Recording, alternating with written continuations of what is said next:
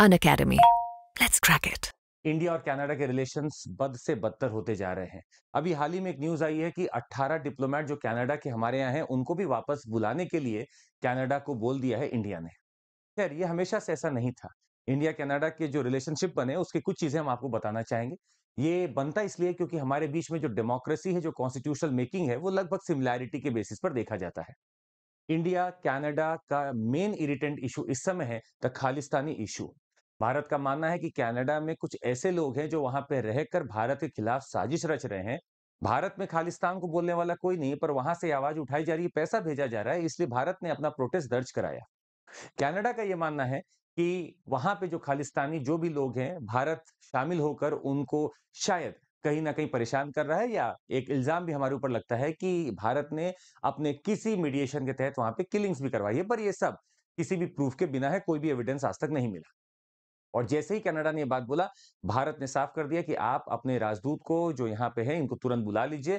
5 दिन का इम्यूनिटी हम इनको देंगे, उसके बाद हम इनको नहीं देंगे, आप अभी इनको बुला लीजिए। और वियना कन्वेंशन बड़ा इंपॉर्टेंट है, जिसमें इम्यूनिटी दी जाती है एम्बेसडर्स को। तो कनाडा ने वापस बुला भी लिया और आज फिर से बोला गया 18 को बुला लीजिए। तो इस बार का इंडिया का जो हमें दिख रहा है वो एकदम रंग है स्ट्रांग, कि यहाँ पे आप अगर दबाने की कोशिश करोगे तो हम नहीं दबेंगे। यूएस ऑस्ट्रेलिया भी काफी उछल रहे थे कि कनाडा की बात सही लग रही है, गंभीर लग रही है, पर भारत ने बोला कोई एविडेंस नहीं है। तो रिश्ते लगभग खराब हो चुके हैं। अब अगला फेज देखते हैं। तो कुछ लोग इंडिया कनाडा के रिश्तों को थोड़ा गंभीरता समझना चाहेंगे, तो समझिएगा। एक तो डेमोक्रेसी का बेस है, इसलिए रिश्ते हैं। दूसरा रिश्ता हमारा इसलिए भी बनता है क्योंकि एक ट्रेड का रिलेशन है आजकल जो देखा जाता है। हालांकि बहुत ज्यादा ट्रेड नहीं है, लगभग 6 से 8 बिलियन डॉलर के बीच में ट्रेड होता रहता है। और कनाडा इन्वेस्टमेंट करता है भारत में, पर कोई इतने बड़े लेवल पे नहीं है। वो हमारा 18वां सबसे बड़ा इन्वेस्टर है, तो कोई इतनी बड़ी बात नहीं है। डायस्पोरा एक बहुत बड़ा इंपॉर्टेंट लिंक है हमारे बीच में। जैसे कहा जाता है कि 16 से 18 लाख भारतीय वहां पे रहते हैं, और वो सिर्फ रहते नहीं है, वो इन्वॉल्व है वहां की पॉलिटिक्स में। जो फिलहाल की वहां सरकार चल रही है उसको समर्थन मिला हुआ है एक ऐसी पार्टी का जहां पर भारतीयों का काफी दबदबा है। इसीलिए कई बार ट्रेड यूज आप जो है परेशान हो जाते हैं। इतना ही नहीं, स्पेस में भी हमारा अच्छा खासा कोलैबोरेशन है। इसरो का अंतरिक्ष आर्म है जो कनाडा से बहुत सारी डील साइन कर चुका है ऑलरेडी। नैनो सैटेलाइट्स हम बहुत सारी भेज भी चुके हैं कनाडा की, और आगे भी भेजते रहेंगे। दाल, कुछ और ऐसे प्रोडक्ट्स हैं जैसे यूरेनियम और कुछ चीजें हैं जहां पे शायद कनाडा भारत को मदद करता आया है।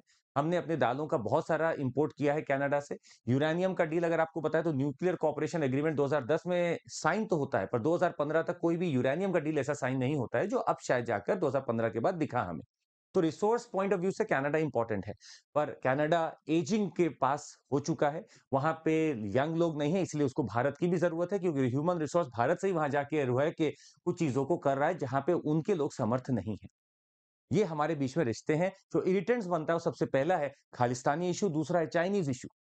जब से कनाडा के रिश्ते खराब हुए हैं उसके आप अगर 6 महीना पहले से देखेंगे तो चाइनीज इन्वेस्टर्स ने भर भर के पैसा डाला है कनाडा में।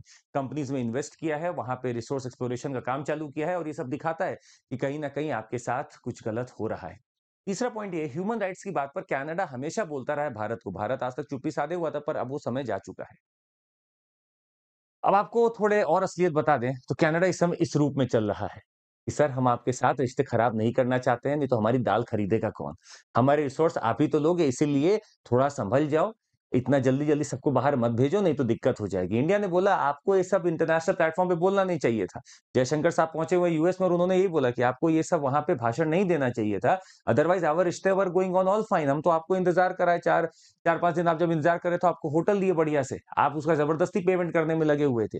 तो ये सब कहानियां हम लोग ऑलरेडी देख चुके हैं। बट फिलहाल कनाडा इस मोड में आ चुका है कि सर अब बहुत हो गया, नया इंडिया है ये, नया भारत है, और मुझे इससे अभी फिलहाल डर लगता है, मुझे नहीं लेना ऐसा कोई पंगा। और वैसे भी कनाडा आइसोलेटेड है। If you see today's IR thing, Canada is an isolated thing. वो उसका खुद का फोर्स भी नहीं है, वो नाटो और यूएस के बदौलत तो कुछ बात भी करता है।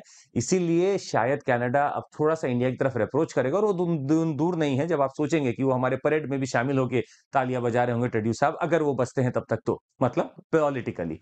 तो ये था इसका इशू। और जरूर कमेंट करके बताइएगा एक चीज, कि कनाडा की कैपिटल कहाँ पे है, और क्या वहां पे कोई इंपॉर्टेंट कन्वेंशन साइन हुआ था? I will wait for your Unacademy.